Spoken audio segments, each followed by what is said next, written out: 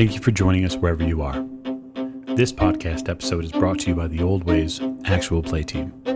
This actual play uses the 7th edition Call of Cthulhu tabletop role-playing game rules by Chaosium. This actual play is performed by adults and in an adult setting. While we try very hard to stick to language for all ages, listeners should know that this podcast may include mature themes. All content, including names, places, events, companies, and etc., that may bear resemblance to entities living or dead, is strictly coincidental. My name is Michael Diamond, and for tonight's game, I will be your keeper. Thank you for joining us again on another episode of the Old Ways Podcast. I'm your keeper, Keeper Michael, and we return to Horror on the Orient Express, where we are still in Trieste, and some of us are in a bit of a pickle. And so we'd like to, at the top of the show, thank everyone for supporting and listening to the show. We hope that our Orient Express adventures are giving you a ton of listening pleasure. And if they are, we would love your feedback on iTunes, Spotify, or any of the social media sites. And if you are so inclined, there is a patron at patreon.com/theoldwayspodcast. We'd love to have you join up and either help or hinder our fellow investigators. For now, though, we'll get to introductions. So to my right. Hi there, this is Mike, and I play James Robert Fraser, who has just seen a face at the window. Indeed, a strange face, one that he's not necessarily sure he knows for certain. He's pretty sure. And if that person is here, only bad things are going to happen. That said, at the end of the table. Hello, this is Giles, and I'm playing Simon Griffith, and Simon doesn't feel so good. Shockingly, no. It's like you've got a great big hole inside of you, or maybe two. But we'll figure that out later, too. To Simon's right. Hi, I'm Miranda, and I play Maggie, and I'm also feeling a bit porous today. It's true. You are definitely feeling porous as well. To Miss Bellinger's right. I'm Martin, and I'm playing Richard Courtney. Richard only has a few holes. Unfortunately, his trousers fared much, much worse. Indeed, they did, and you might have one of the worst slow walks out of a cave in existence coming. But more on that later. We are today joined by a special guest, one of our Patreon supporters. And so, Patreon supporter, go ahead and introduce yourself. Hello, I'm Nate, and I'm playing special guest Patreon supporter Nate. Hello, everyone. Thank you for joining us, Nate. We really appreciate it. So I suppose then we should acknowledge that we are in the missing Rena formation. And so Lady Elizabeth will not be in this recording, but fear not. Her Majesty will be back in short order, no doubt. We're going to raise the curtain tonight in a very dark cave. One filled with stalactites and stalagmites. One that was at one point, a beautiful and picturesque place for visitors. Pictures taken one by Miss Bellinger even. Sadly, though, Professor, it has been ruined for you. You stand there in the cave, the sort of after effects of the gunshots still ringing out. And you see your two compatriots there lying on the rocks, bleeding. But what grips you even more than that is this texture underneath your fingernails. This gritty, dirty blood that is welled up underneath your fingernails from the rock that you held when you bashed that man's head in. And you get this stark realization. This has all been some grand adventure. This has all been some amazing quest that Dr. Smith has put you on. And it's put you in the line of fire, and it's taken you to innumerable different places that you never thought you'd ever go. But the reality is, you're going to have to come to terms at some point, you realize, with the fact that you're a murderer. and you bash someone's head in. And so I can think of no better way to start tonight than asking you for a sanity roll. Perfect. It is a 0-6. Very good. Or is it? Professor, you lose only 1 point of sanity. You somehow rationalize the idea that it was you or him, and you'd seen 2 of your compatriots gunned down here in this grotto, and there was no other way but to end it all. And now that the silence has arrived, as a cloak around your shoulders, you have 2 bodies in front of you, 3 if you count the dead man. You're not certain if your compatriots are alive or dead, but they are bleeding, and they may not make the morning with those wounds. What do you do? So I think Richard will definitely rationalise killing this man as a kind of a mathematical thing, really. I mean, 3 could have died or 1 could have died, so he's actually done the right thing there. He's saved a net total of 2 people, hopefully.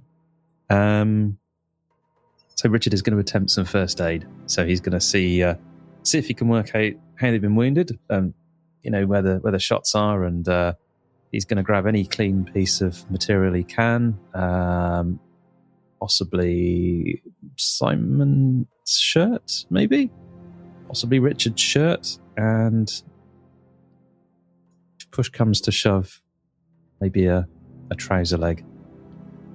Not the trousers. The trousers. Always faded. Very well. Go ahead. First aid. Oh, I should ask, sir, which one of them first? I should... I don't know. I've already rolled, so I'm going to roll a d6, and if I roll a 1 to 3, it's going to be Maggie. And 4 to 6, it's Simon. Oh, dear. So that's Maggie. All right. And I rolled a 61 over 30. Have you? Okay. You perform first aid. And I don't have enough luck. Well, the worst part is that, honestly, you don't know that you failed. You've got no real idea that you didn't do what you should have done. You did what they taught you at uni. You've tried to stem the flow of the blood. You've tourniqueted this enormous hole that she has in her chest. Just below the chest. It's probably just below the sternum. And you think you've done the right thing. There's an awful lot of blood here, though. So, Richard's now going to move on to Simon? Sure. Oh, dear. So, I thought a fail was going to be pretty bad, but I've just rolled a 99 over 30. Don't have... Yeah, I've only got 21 luck. Yeah. That's tough. So, systematically, I suppose a couple of things. So Simon has already invoked his use of the pulp rules, which means he survives this scene. But I will say this. You haven't made anything better for him. And so during his recovery roll that he'll make, he'll gain half of the bonus that he normally would have because of your failure. Congratulations, Professor. You found a way to fail. Brilliant. So you think you have both of them. I mean, Simon looks like he should be, this is what you've seen Paul do this. You've seen, you studied some books at the university, and this is what it looks like. Yeah, you've done right. Now, neither of them are moving. So Richard's going to look for some water. I don't know if we've passed any, I don't know, dripping. There must be some drips. There are stalactites and stalagmites after all. Absolutely. There's water here for sure. So he's going to try and gather some somehow, whether possibly worst case scenario in a shoe, and bring it over and sort of splash it around them and try and revive them. Yes, you do have to resort to your shoe. You sprinkle shoe water on their faces. It's you've had quite a active day too, so you can only imagine. Luckily, they're not conscious to taste it, but yes, it does sort of clean the blood off their faces. Are you trying to rouse them with the water? Yeah. Yeah, neither one of them wake. No. You're starting to feel a bit of a panic in your chest. So Richard is going to make sure that the third man is definitely dead, because the last thing he wants to do is to go and find help and for them to go and, I don't know, deliver a coup de grace. Getting your eyes back over on the third man is unpleasant at best. The side of his skull is cracked open, and he sort of flopped like a fish on the pathway here. And so the parts, sort of the soft tissue underneath the skull cap is leaked out. And he doesn't appear to be moving at all. So if he has the wherewithal to do this, and he probably does because he's quite a logical man, he's just going to quickly go through the guy's pockets. I mean, literally 10 seconds. What's in the pockets? Because we need to know who these people are. They've just tried to kill us. Mm-hmm. Yeah, so I'd say inside jacket pocket you find a lighter, sort of a windproof lighter. You find a pack of Turkish cigarettes. You find inside the outer jacket pocket, you find two things. You find a key. Doesn't really say what it's for. But you also find a picture. And when you, with that still bloodied hand, take hold of this picture, you see a representation of yourself from your staff picture at the university. This came from King's College. That's concerning. Richard's just going to take this lot, stuff it in his pocket, and is there an obvious way out somewhere that he could? Certainly. Like as you stare up, sort of where this man at one point pointed to this entrance at the top of the grotto where his supposed assistants were waiting, you can see the sort of afternoon dying light there. It's got to be, a walk up is probably 20 to 30 meters around this sort of slow grade. You remember walking down here. It's there's steps and whatnot. The struggle that you're finding is, yes, there's an exit, but how do you get your people out? I think Richard's going to try and put them in a good position so they don't choke. Make sure they're warm, so jackets over the top, all that kind of good stuff. He may even take his own jacket off and probably put it over Maggie. Okay. Yeah, I think he's going to try and hastily climb this slope. Okay, you climb. One step after another, continuing to put distance between you and your two compatriots and the third man who will not be coming home. And you finally get out of the grotto. Now, this tourist area, which is sort of what it is around here, this tourist attraction that the grotto isn't staffed per se, at least not in the evening. You were on the last tour. When you return up here, there's no one here. There's no sign of anyone else. There's maybe about 50 yards maybe from there. It looks like a farmhouse. He's going to have to go for this farmhouse then. Okay. And he's going to be, he's fairly paranoid. He's had to be. He's going to try and keep a lookout. So maybe if this guy does have companions around, he wants to be able to find or spot them before they spot him. Okay, so go ahead and give me a spot hidden roll then. Yeah, and let's use the other dice now. Ooh, 55 and 71. Okay, so from what you can see, there are people about, but they're down in the streets further towards the city. You don't see anybody skulking in the hedges outside the farmhouse or in the tree line. The one thing you do notice is you're covered in blood. That will be undeniable. Anyone you meet will know that something terrible has happened to you, or that you were around something terrible. Richard has been shot, so he's going to use that to explain it. As one does. Okay, you creep closer to the farmhouse. It's an Italian farmhouse, so it's a little bit different than the ones that you're used to in England, but some of the same truisms exist here. There's likely a dog, as there tend to be at farmhouses. Back behind the house, up on the hill that the grotto sits under, there are some rolling wheat here that looks like it probably will come up in a couple of months. It's only late March here, so there's not a ton growing yet, but that's likely what would be here.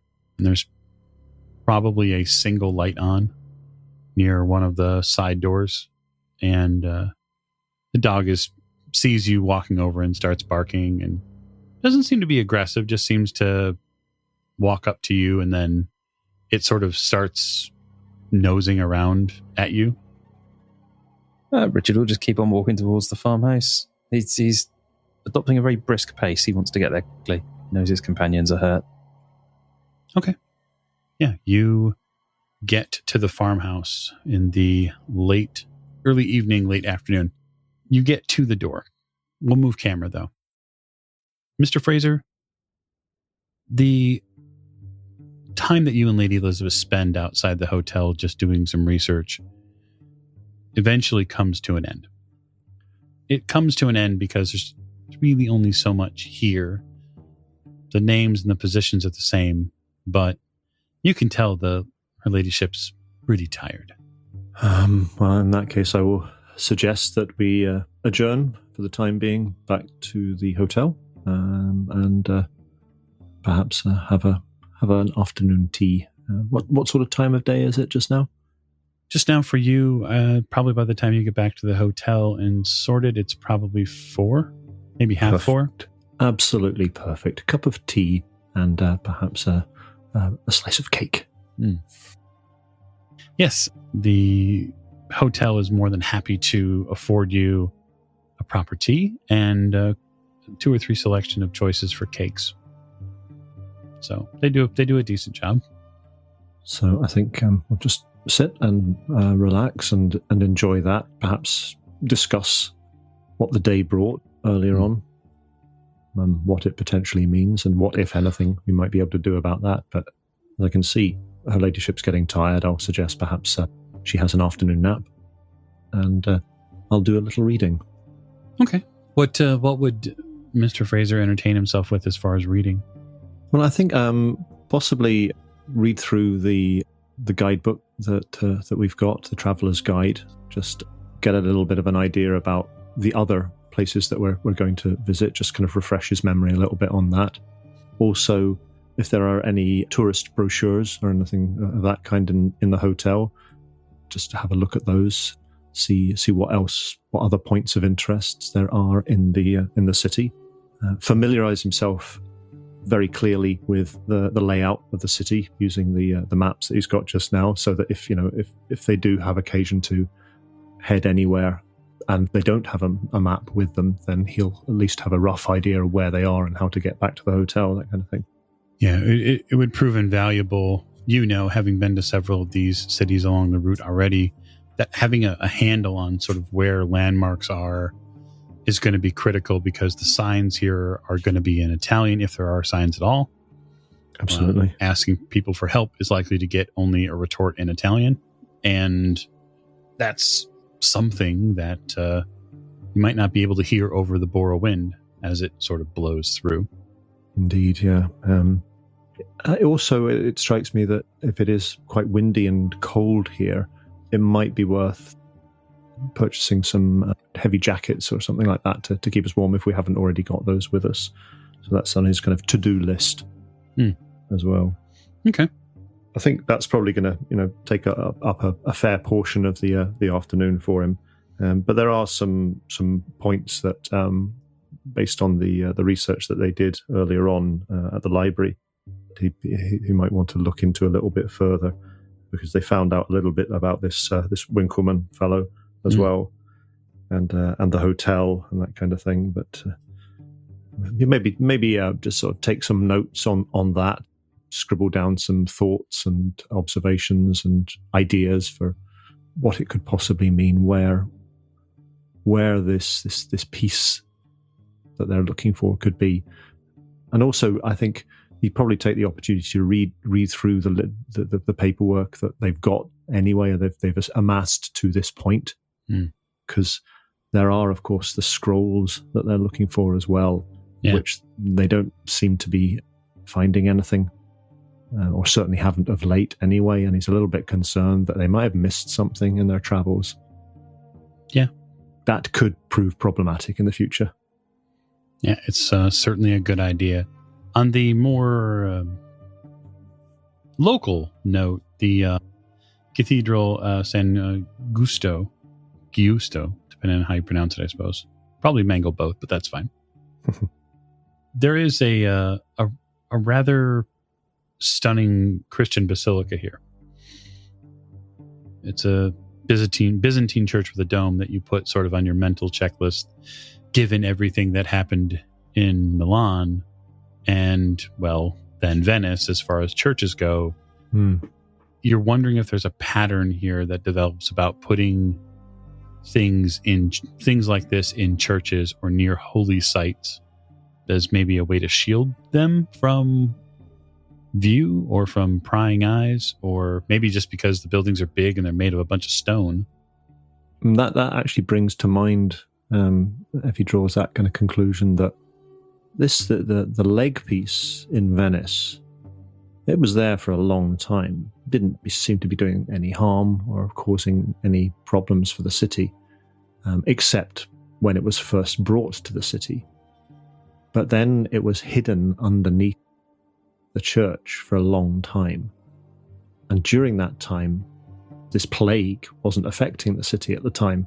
But as soon as it came out, or shortly after it came out, there seems to be a recurrence of these symptoms in people. So yeah, I think there is a possibility that there's some sort of shielding performed around these pieces. If I mean, he's scratching his head to try and think of what that means, because it really kind of runs contrary to everything he believes in terms of magic and that sort of stuff. Sure. However, he does believe that there is power in faith, and there is possibly there is sanctuary is not quite the right word. Maybe that there is something about these things that is held back. Maybe some power to these things which is held back if they're in a holy place. It's possible. So I think he'll mark off all the different potential places like that it could be located, or at some point have been located, and might be worth investigating. Perhaps when Simon comes back, the two of them can go off on a little tour of the city and explore it. Yeah, it's been a little while since you've seen them. Lady Elizabeth, after tea and her very reasonable slice of cake, tells you that she's going to retire for the rest of the evening. All of the hubbub, all of the energy expending that she did earlier today with Winkleman, and has done her in for the day, she thinks. I'll make arrangements to get a light supper sent up to her at a later point in the evening. If she's up to eating, she can eat in her room. Make me a hard spot hidden roll. Righto. Let's see. Right, so a hard spot hidden. So yeah, that is a. I don't think. No, that is a 46. That is not quite a hard spot hidden. It's just slightly off. All right. You can let the sleeping dog lie if you would like, or you can poke it with, luck or. Well, let me just see. That's going to cost. What was that roll? 46. That's going to cost 3 points of luck. Do you know what? I think I'll spend 3 points of luck to make that a hard success, because I've got a spot hidden of 86. So. Yeah. So after Lady Elizabeth retires for the evening, you're reading through some of the clues and information that you've gathered, and you sort of go back for a moment to cross-reference something in the Traveler's Guide, and you realize something now that it's on to say about 6. That the grotto tours close before sunset. And given that it's March, you sort of wonder, just for a moment, where the rest of the group is. Do I know how long it takes to get to the grotto from where we are? Yeah, it's about 3 miles on foot. Or cab, depending upon how you wanted to get there. Right, 3 miles. So if they were to walk there, I wouldn't imagine they would be walking in this kind of weather. That would probably take them about an hour or so. Cab, maybe 20 minutes. Maybe they stopped at a cafe or a restaurant or something like that for something to eat. He'll mark that, I think. Well, okay, or maybe give them another half an hour or so, just to see before he starts getting unnecessarily worried. Sure. Very well. In fact, I think, I think what time is sunset? It's probably getting close to it now. I would imagine March is probably a 6:30-ish, 6 or 6:30-ish. And what time did they leave to go to the grotto? Oh, it would have been probably 1 or 2 o'clock. That's quite a while ago. Mm-hmm. I think I think bearing in mind the length of time, he'll actually probably go up to the reception at the hotel. Sure. And ask if they have any details about this grotto, about what time the tours are and how long the tours last, and that kind of thing. What time the last tour is. The person at the desk tells you that full tours take about an hour or so, depending upon what time the tour started. And that the last one usually begins about 3 p.m. 3 p.m.? Yeah. Usually recovers well before. It's because of it's still winter hours for them. Do they have a telephone at the ticket office there or something? No, sir. The tickets are taken by locals who do the tours, and so it's not as official as this establishment. I see. So if somebody took the last tour at 3 o'clock, they'd be finished by about 4 o'clock, yes? Or perhaps a little afterwards if some of the carts had problems, but not too much longer. Yes, well, I wonder, could you possibly call me a taxi cab? Right away, sir. Thank you. Martin, you knock on the door. From inside, you probably hear a little bit of rustling, but I think I'll let Nate describe that. So for you, Nate, you have been, as ever, working away inside this farmhouse. You've been diligently studying and sort of preparing for the next step, whatever the next step may be for you in your illustrious career. One thing is certain, and that is your ability to leverage what you need to sort of get back into where you want to be in society is going to take careful effort. And just as you sort of set your drink down from dinner, there's a knock at the door, which is highly irregular. People don't normally come out here in the evening hours because the grotto that's not too far away has closed. You sometimes get people who knock on the door during the day because they need to use the bathroom or they want to know if you have things to sell, which of course you have made a little bit of money picking your way through the deep grotto occasionally and pulling out stones that might be useful, all sorts of different things. But yes, there's a knock at your farmhouse. I think I also heard FEMA barking a little bit a few minutes ago. As I'm cautious in my rental, I would probably take a little peek around the window and see if I see who is knocking. Yeah, I mean, you have a favorite sort of window that you look out of. You sort of draw the curtain back just slightly, and you see that there's a man. He's by your side door there, and he's sort of bathed in this light that comes from up above it. And he seems to be hunched over just a little. and you can tell the dog is very excited to see him. I see his injuries at all. Yeah, why don't you give me a spot hidden roll, see if you can deduce whether or not he's injured. 21. Yeah, certainly. I mean, he's clutching his chest or his stomach, is it? He's definitely holding himself together, but moreover than that, you see that there's blood on him. Perhaps he's been in some sort of accident. Close the book that I was looking through, and I'm going to set that aside, hide it first, and then rush over to the door. I'm not going to open the door. I'm going to yell through the door. What is wrong? Who are you? You need to help me. There's been an accident in the caves. I'm hurt, and two of my colleagues are down. They're unconscious, and I can't seem to get them to come around. Is there a doctor? Can you fetch a doctor? I can fetch doctor. What kind of accident has happened here? They were attacked by a man with a gun. Good. I roll psychology, see if I'm trusting the stranger at my door. Yeah, absolutely. 38. So he seems fairly earnest about what's happened. You can tell there's definite panic in his voice. Yeah, you would be able to deduce that. He doesn't appear anyway to be directly hiding anything.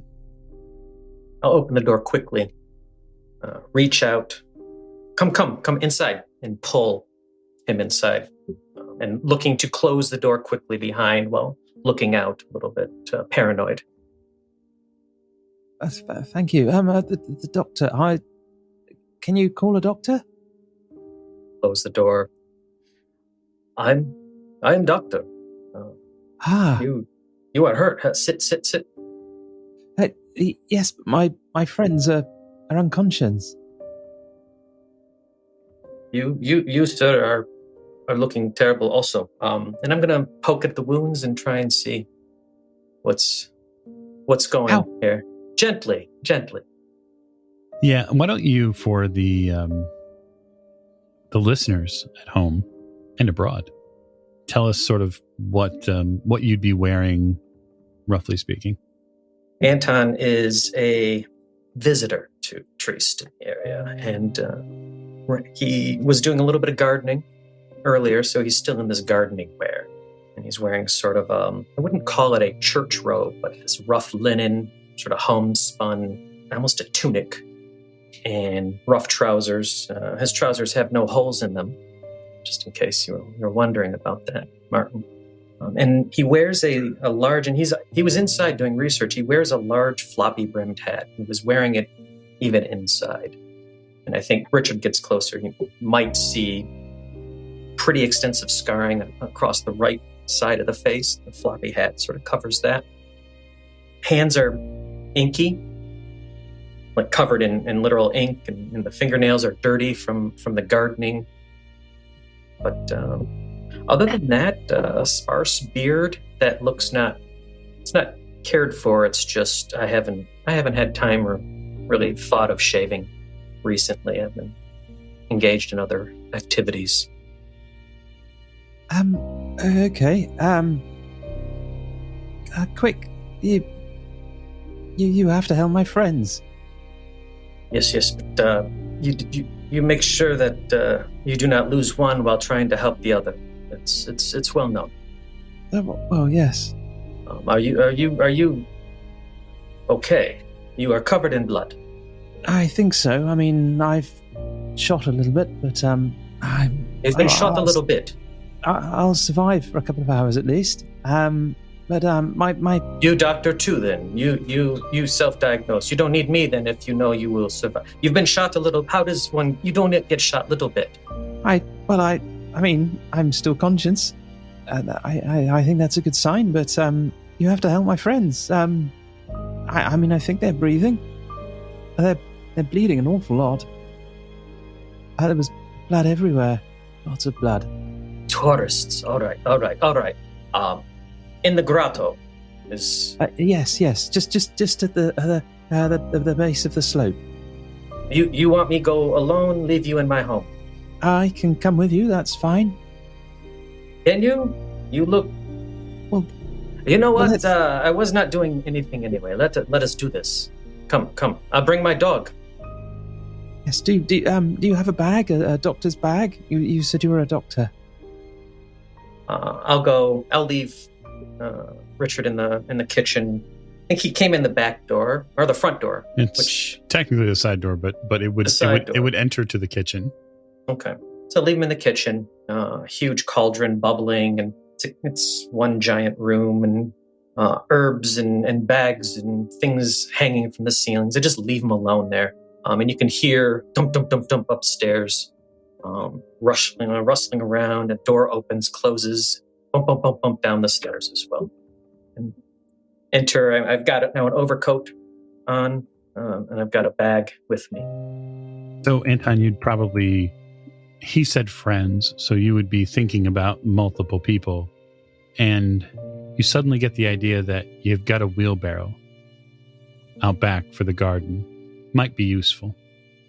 You say unconscious. All your friends sleep. Yes, sleeping. Yes, they're not awake. I hope you can wake them. We'll see. At least we can transport them. Come. I'll lead Richard. I'll just stride off. I assume Richard's following. To the back. He will. Yeah. Find the wheelbarrow. I'm going to put in a shovel and a pick as well, some tools, some rope, just things from looking around this rented farmhouse, any other objects that might be of use, and come wheeling out with this wheelbarrow. You show me. I'll come. Fema, come dog, come. Let's go. Yeah, the dog hustles after the two of you. Getting back to the grotto is not hard. It is now a slightly darker. You're really starting to feel sort of sick to your stomach, Richard. You don't know if it's the blood loss or what, but you are really hoping this can be quick. You get both of you get back down into the grotto, and Anton, you come upon in short order, sort of down these stairways. It's something that sort of is built into. Right, it's not one contiguous stair at this point. It's a few stairs and then more rocks and a few stairs as it sort of goes down into the portion where he leads you to. And you come upon a pretty grisly scene. You come upon a man who looks like he's had his head bashed in. And there are two other bodies not far. A large man, and a woman. And they are bleeding, you think. The light down here is fairly terrible at this point because, with no staff here to do any sort of tourism, the light you have is basically your torch, your electric torch, to try to search through this place. Because, of course, the generator up top is off now. Here they are. Looking at Martin. I'm looking at the bashed-in corpse in the ground, sort of back and forth. I've been muttering to myself, Anton, what are you doing? Why are you doing this? I'm wheeling a wheelbarrow downstairs alone. Why do you do this? And turn around and say, This is who attacked you. Yes. Him. You did this? He fell and hit his head, I think. I'm one of these. This is lie. I am doctor. This is lie. He didn't. Jeez. So these friends, and I'm going to run over and I'm going to kneel down next to the woman first, as I am a gentleman, and see if she's alive. Richard, you notice too that this man, Anton, doesn't seem to have any sort of shock or deep reaction in horror to what's happened, right? So you likely ascertain very quickly that he's probably seen some things in life. So it would just be first aid for you? It's a 12. Goodness. Fantastic. You assist this woman in recovering some of her hit points. You do so in rather quick fashion because whomever attempted to do first aid on her may have simply just not known what they were doing. The wounds were not bound properly. She's continued to bleed on herself. She has a very nasty gunshot wound, sort of right below her sternum, and that is very concerning. And so when you sort of move her, you move her over a little bit, you can feel that there's blood on her back. Like she was shot through and through. And in the rock there, you feel the metallic remains of a pistol round. Richard, this one's very lucky. The bullet went through. Yes, he shot her. Whoever tended her wounds is idiot, but they left bandages and such, so that was helpful. Yes. And what about the other one? Simon come, put pressure here and here. Put hands. Push Okay. down harder than it feels like you should, but push down Okay, hard. Okay, yes, I should push hard. Yes. Tell me if she stopped breathing. She will probably stop certainly. breathing, so tell me if this happens. Right. And then over towards the larger man. This also friend of yours, Richard. You hard on friends, I see. Yes. He's not in a good way. Nothing about this is in a good way. We have talk after if any friends remain. Well, I hope so. And I'm going to check out this larger man. Sure. So, Richard, you sort of get left there with your hands all over Maggie just for the moment to sort of keep the blood in her as much as she might have left as Anton moves to begin his work on Simon.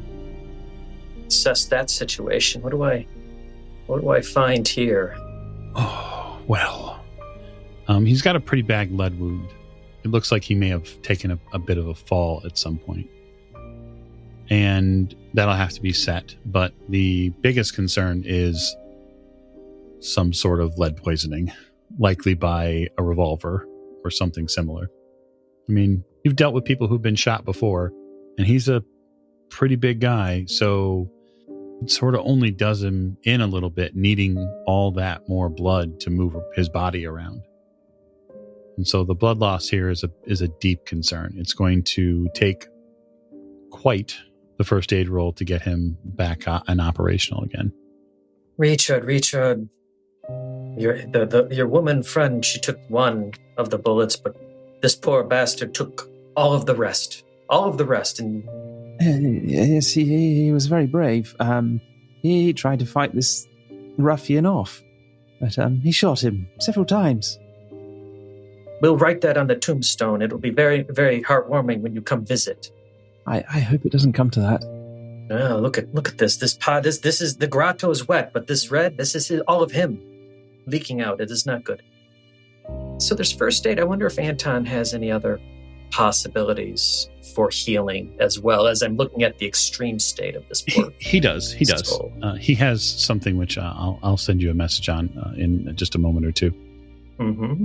He's a person of process, though, and so he would want to stabilize the patient before he attempted. Plus, the extra work that he could do based on his knowledge would be something that he would want to have them in a proper place to do. Richard, we will do. We'll start with fundamentals, and see what we can do. Do not be alarmed at the noises that will come. Noises?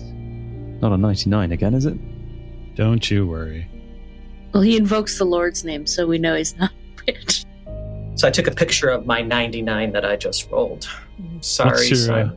What is? Boy, that's tough. What's Anton's skill rating again? Actually, his first aid is 70, and so you're okay. You're okay. You're not fumbling there with a 70 in your skill. He could push his roll if he wanted to. Nothing ever terrible happened on a failed push roll. Richard, this man is almost already dead anyway, so what is the worst that can happen? I know. This femur splinter is really getting in the way, but I'm going to... And he goes and he grabs a rock from the grotto and he wedges it underneath on the left side, and he's getting some leverage as he's trying to. I'm sorry, you all.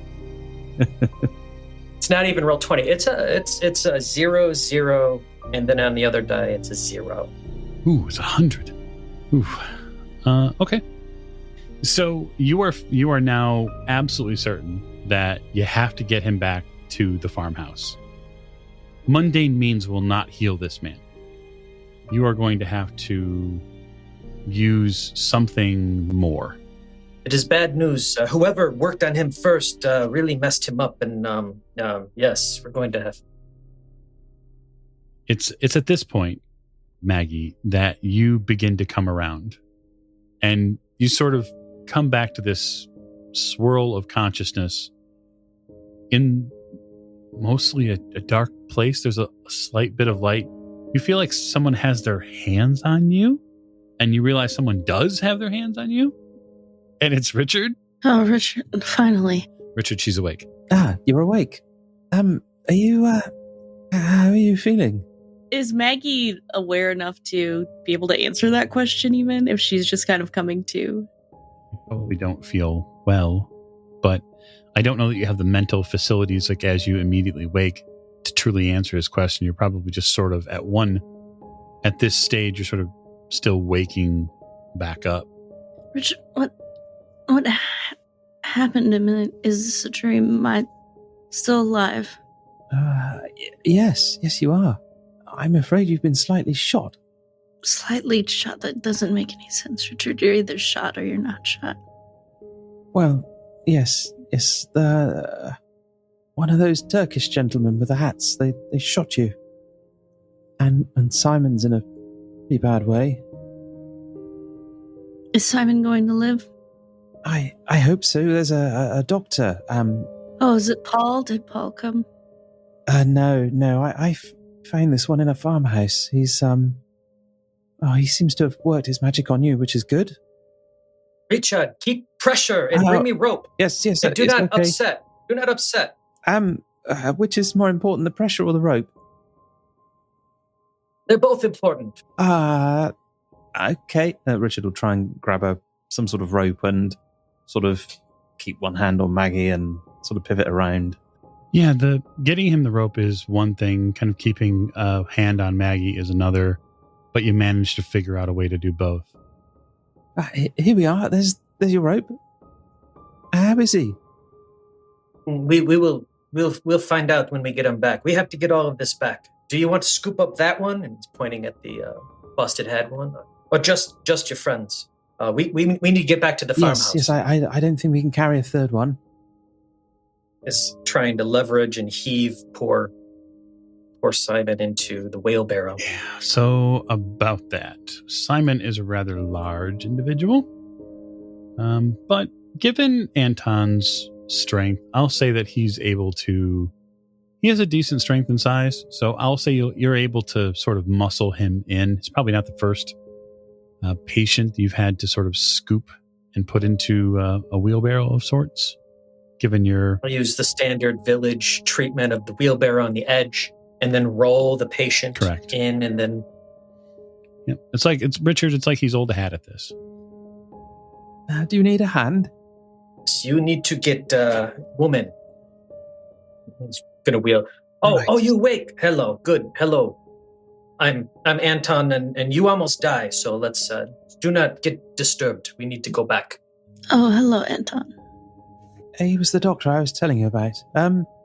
We have to climb up to the top of this grotto, I'm afraid. If you put your arm around my shoulder, do you think you can walk? Well, I certainly can try. Right. Richard will try and sort of hoist Maggie up on a shoulder. Oh, yeah, that really hurts, Maggie, but... I'm gonna go to this Richard, and sort of whispering in your... Richard, can you carry her? Because she's very bad. Hang on, Maggie. Let me see if I can pick you up and put you on my back. You will have to hold on. So, Richard, I'd like you to make me a strength test. Poor old Richard has a strength of 40. The Hand of Fate is going to give you advantage on this roll. 0-1. Oh, fantastic. Yes. So for rolling a critical success, I am going to give you immediately 5 points of luck. Yay! And you find an inner strength you didn't believe you had, Professor. And when you sort of prepare to carry Maggie out on your back, you realize something, and that is that now is the time for you to be the man that Maggie needs. And so you don't carry her out on your back. You sort of hoist her up close to your chest, and you gather the strength to walk up the stairs and out of the grotto, completely leaving your new friend Anton behind to deal with Simon. Poor Simon. It is a moment of masculinity that no one sees. And no one will ever believe. Except Maggie, who sees, her savior, Richard, finally save her. In short order, the four of you get back to the farmhouse.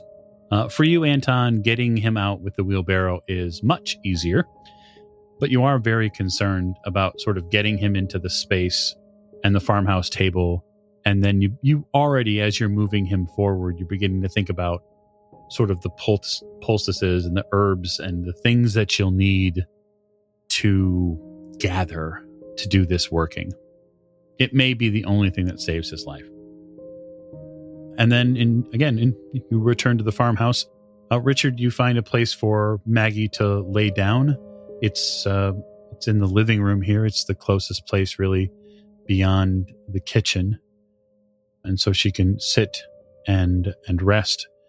And for you, Maggie, as you're sort of laying back here on this, reclining of sorts on this couch, you sort of see here that there are certain things that sort of suspend from the ceiling. Anton, what do you think you would have suspending from the ceiling here in your living room? I think in the living room, the first thing Maggie will notice, I think, is all the furniture is pushed back. Okay. There's nothing in the wide open. There's a wide open space, almost like a dance floor, possibly. And the living room itself has a pile of books. There's no bookshelf, but there's a pile of books stacked up against one wall. Mm. And there is against sort of the wall that faces towards the east, there is not a tapestry really, but some sort of artistic thing. And it looks very rough and very, I know I'm so distracted, I'm sorry. It looks very rough, very handmade. Almost craft level, twigs, branches, twine in a few geometric shapes, and they cover this east wall in a certain sort of, to Anton, maybe a symbolism or a meaning.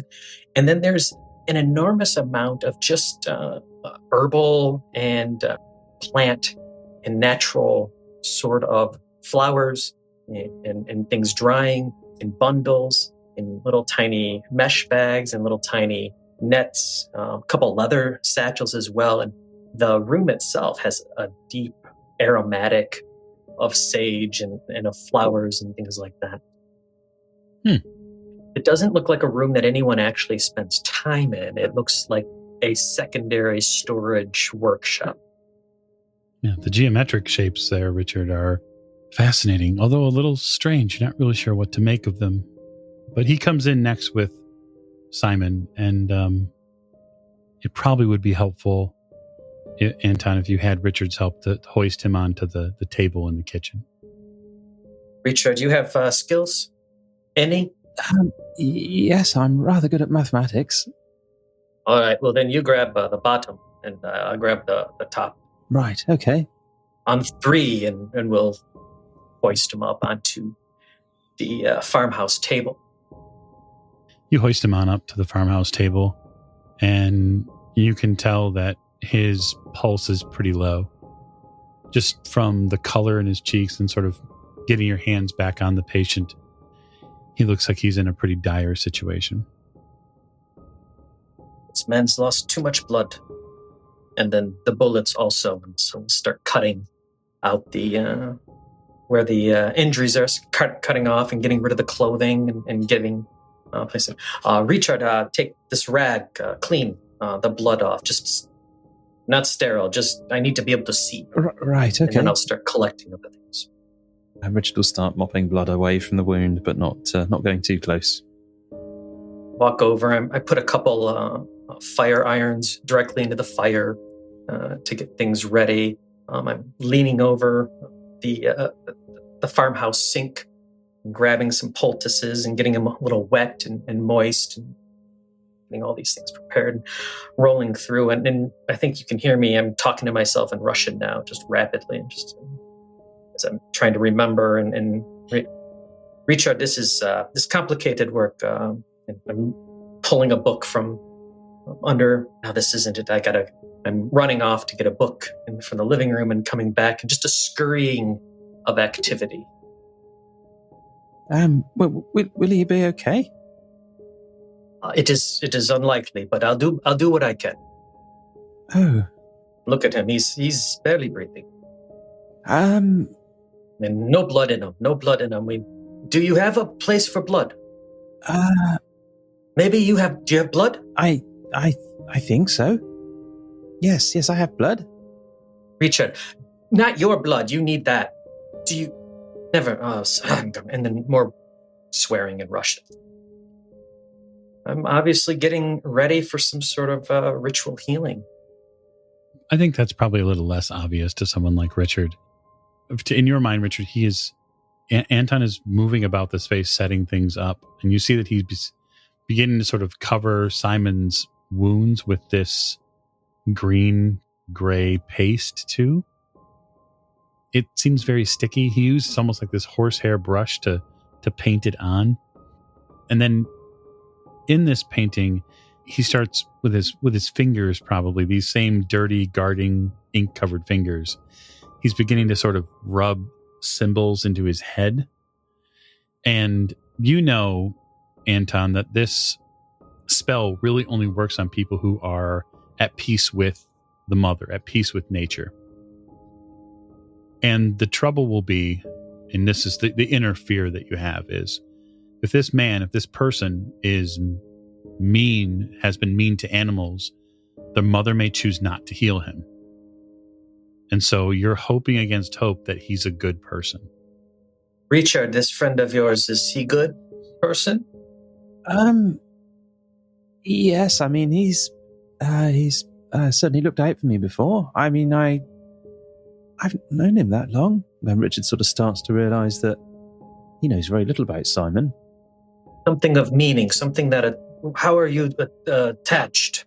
From cord from you to him in the heart. How are you attached? Well, we've been on various travels together, and he's certainly got me out of a few scrapes. There was a time with some policemen in my flat, and there was a dead body there, and yes, there's been quite a lot of dead bodies, and yes, I think he's a good person. Richard, this is not enough. Richard, he's not schoolyard chum on fun trip and for class. What connects heart to heart with him? This is important for this to work. Well, I mean, he's looked out for me. There were lots of times where he's just sort of been there.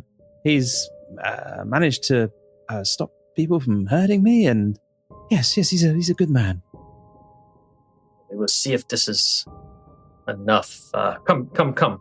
Dip finger in here. Is this some sort of antiseptic? Yes. Absolutely. Right. Of course it is. Yes, we must be It's clean. like hairy and sort of semi-coagulated. And I'm going to take your hand and I'm going to use it to do a couple runes myself. In the other room, Maggie, you sort of feel this emptiness directly beneath your sternum, and there's some sort of gauze or something in the way of it, but there's something inside, sort of, there's a vacuum there, and you can feel that vacuum. I'm assuming my arms are mobile still. Yeah, your arms are mobile. They haven't tied you down. They haven't strapped you to a chair or something like that. You have a single hit point, so you have autonomy if you absolutely had to. Yeah, well, I kind of want to feel around there to see what's going on. Like inside the hole? No, I would probably first kind of run my hands around the outside, but then wanting to feel more what that void is. If I can bear it and stay conscious, I would likely probe further. It's a sort of fascinating amount of pain. And it isn't something on a high registry, because a lot of the nerve endings there are just shot after all of the damage done. But pain is intriguing. That's exactly what I was thinking too. Like, it's an interesting pain. It's an interesting series of sensations, and sort of each additional exploration that you make, you get different feelings, different cycles of pain, and they do different things on your brain, and each one is something of its own to experience. So, Anton, your preparation is done. It takes you 5 or 10 minutes to prepare for it, and then it will probably take you just about as long as to do the invocation. And since you have a willing party as your assistant, they're going to have to perform that with you and share in the price the mother will ask for this. Richard, this may seem weird, what will happen. Not normal. So hopefully you can just stay with me. It might be the weirdest thing you've ever seen. Lots of people. We've seen some unusual things on our travels. Travel expands and broadens the mind. It's good. Yes, this may not be the strangest. This medicine is not purely doctor. It is exchange. We give so that your friend might survive. Right. It will take from us. Okay. Richard's nervous. If you are okay. You have to want this. I don't even know you or him, but I'm good with this but I need you to make sure you're good with this too. I'm sure I'll be fine. Yes, it'll be okay. If you are a bad person after, I'll be angry and I will come after you. Yes. Just so we're clear. I don't think Okay. I'm a bad person. I mean, no, it's fine. We are all here. And he mutters again, and I'll stand here and I'm going to begin. They start the ritual. Right. You start this invocation. So this low chant, Richard, begins, and it's almost too deep in tone for you to pick up at first. It starts in Anton's chest and begins to sort of reverberate out through the kitchen.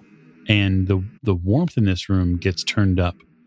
It's almost as if there's an additional fireplace somewhere inside this room. And there's this heavy, heavy, heavy chanting that raises higher and higher. Around you on the walls and on the glass is reflected an array of scenes, and they're shadow played. So there are images of trees and of beings that run through the forest. Some are completely catalogable. You can see that there are wolves or ravens or bulls, animals that you're very familiar with. Maybe it's something he's got near the light somewhere. But it's really when something larger comes into this space, this larger sort of shadow descends over the room, and you see one by one these sort of thick vines drop down all over the room. And you realize that whatever Anton is bringing to bear for Simon is something beyond this world. This isn't some medicine man This isn't some simple, strange back of farmhouse incantation. The floorboards creak with weight from beings that you cannot see. And so I'll ask Nate to have Anton make a power roll. And Richard, you will make a sanity roll. Mm-hmm. You feel them, Richard. They're joining us. The company's is beautiful. 14. Ooh, wonderful. An excellent power roll. A 14 for you, Anton, is an extreme success. You bring everything you possibly can to bear. When you do, the fire from the nearby cauldron licks its way up the side of this heavy cast iron pot and funnels its way through all of these holes and poultice marks that are covering Simon. And his body sort of leaps with this electrifying and damning shaking before slamming back down on the kitchen table with a heavy, heavy thud. And so now I will have Giles make Simon a power roll. I'm scared. You should be. That is a 23 under 65. Very good, sir. Very good. So the spell will heal you 6 hit points. And it will bring you back to consciousness in a way which we will get to momentarily. But before we do, Richard, how was your sanity roll? How did it go? I think it was kind of above his current sanity. Oh, was it? Wonderful. Let's see, spell work. I'm going to say, I'm going to take 3 sanity from you.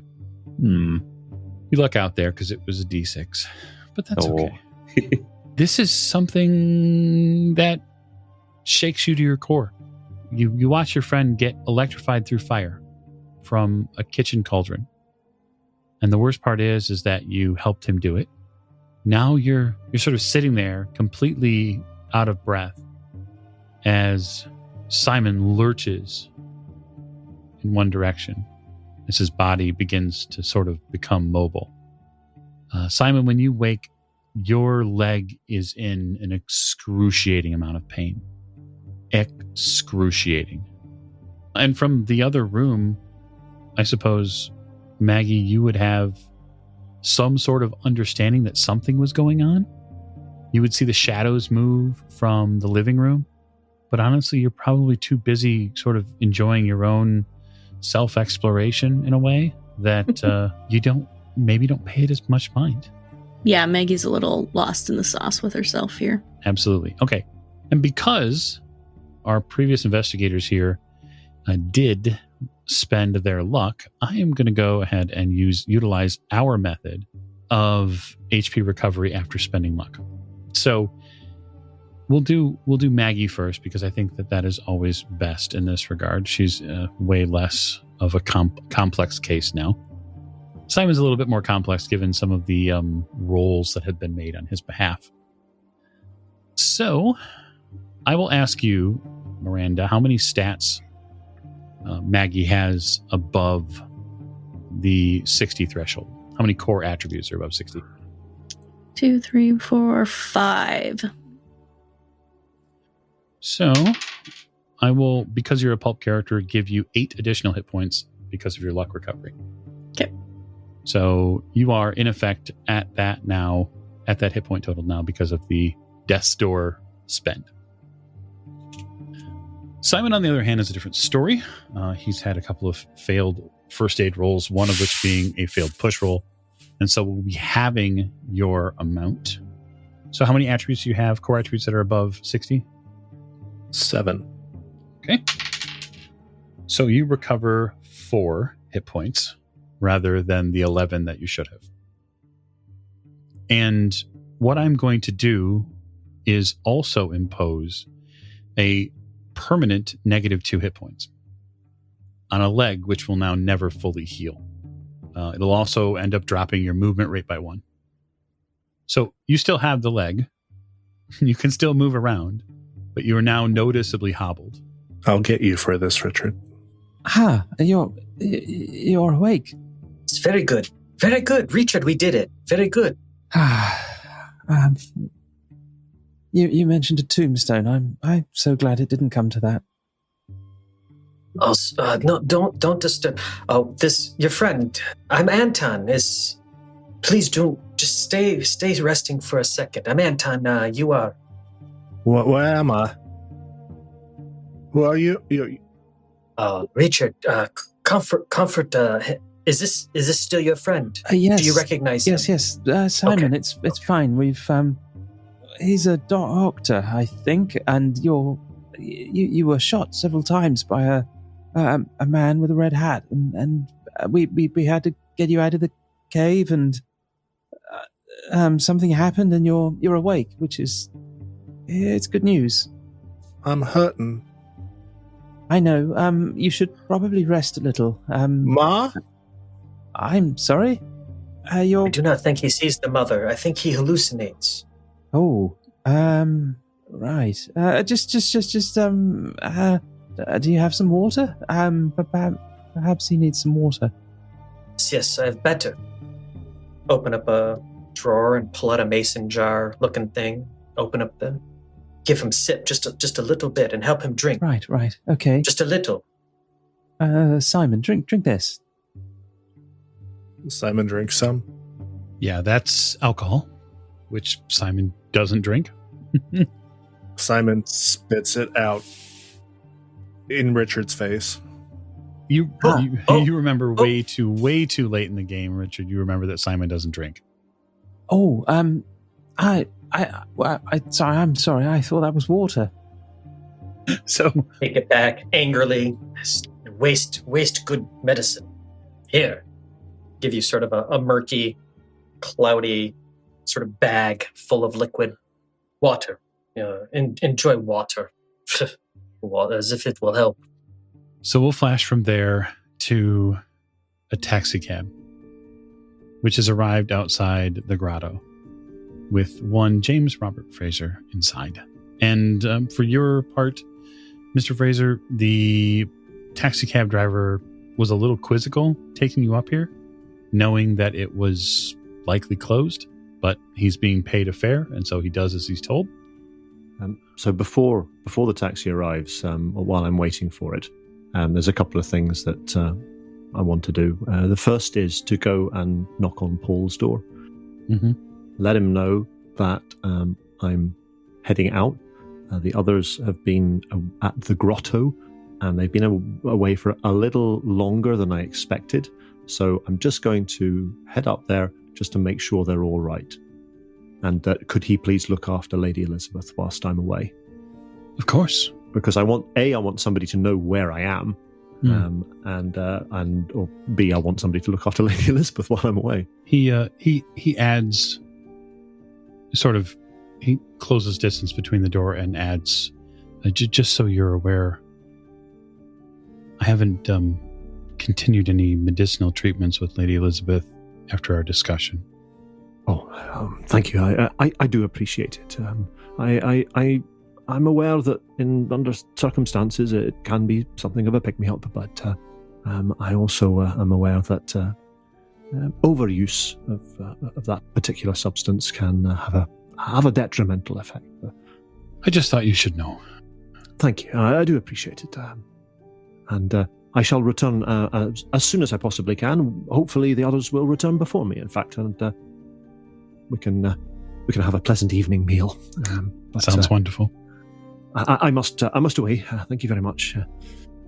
Then I'm going to go to my room, and I'm going to put on a heavy coat because it's going to be cold outside, and a cap as well. I'm going to get a shoulder bag into which I am going to put a flashlight, because if I'm going down into this grotto after it's closed, if they've got stuck down there, I don't know what it's like down there, but I'm aware of what these places are like, and if they've gone off the beaten track, and they might be stuck. So I'm going to get a flashlight. I'm going to pack my revolver just in case, and I'm also going to take the pillowcases from the bedroom, stuff them into the bag, just in case maybe one of them's had a fall and needs a cut on the arm or leg or something like that, bound. And I'd really like to get some rope, because if one of them perhaps is, there's a little crevasse or something down these caves, then it might be that they're stuck down there and they can't get out. However, I'm not quite sure at this time whether that's even going to be possible. So if there's room in my bag, I'm just going to pull the sheet off the bed and stuff it in, because I can possibly tear it up and sort of knot it together and make something along those lines, which hopefully I won't need. Yeah, the sheet is probably going to be your go-to. Rope in this sort of short order might be a little difficult to get a hold of, but you get the pillowcase, the sheet, the pistol, some of the necessaries, the heavier coat, which will help with the bora wind, which has been a little less this evening. Yeah, well, I mean, it's going to be cold underground as well, probably. Yeah. And you get taken up 3 miles from the center of town to where the grotto is. The driver drops you off. He asks you if you want him to wait. Is there a taxi here I can get home? No, sir. Yes, if you could wait, please. Yes.